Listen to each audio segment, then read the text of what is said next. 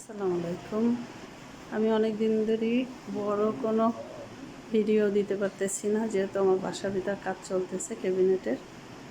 আর আমি আমার বাড়ি থেকে গাছ নিয়ে আসছি, সেগুন কাঠ দিয়ে ক্যাবিনেট তৈরি করতেছি। এই যে কাজ চলতেছে।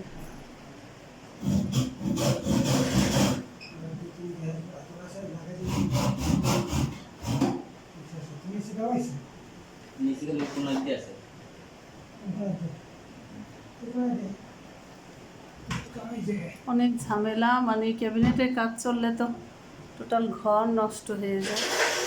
রান্না বান্না সব নষ্ট, রান্না বান্না করতেও কষ্ট হচ্ছে।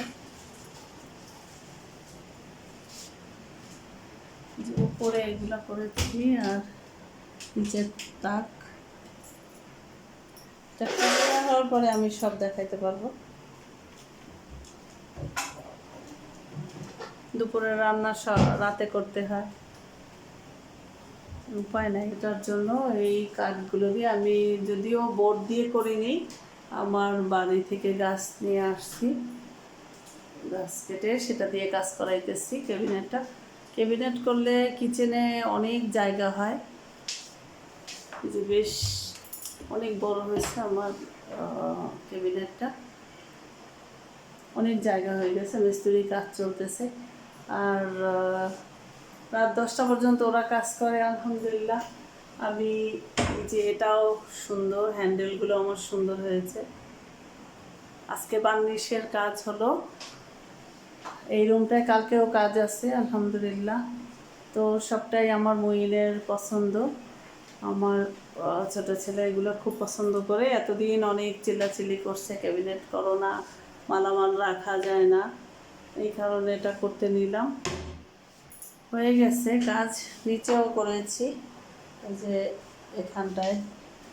এখানটার ডিজাইনটা আরও সুন্দর হয়েছে। এই ভিতরে আমার আইপিএস টাওয়ার, যার জন্য আইপিএসের ব্যাটারির কারণে এটা করা হয়েছে। এটা সুন্দর। তারপরে এই পাশটা খোলা জায়গা করছে। এটা আমার এখানটায় হলো গ্যাসের চুলা, এই সিলিন্ডার রাখার জায়গা।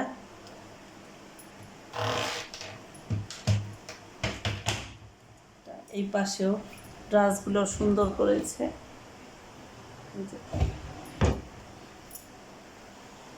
আলহামদুলিল্লাহ, কাজ শেষ হলে আবার দেখাবো, যেহেতু কাজ চলতেছে।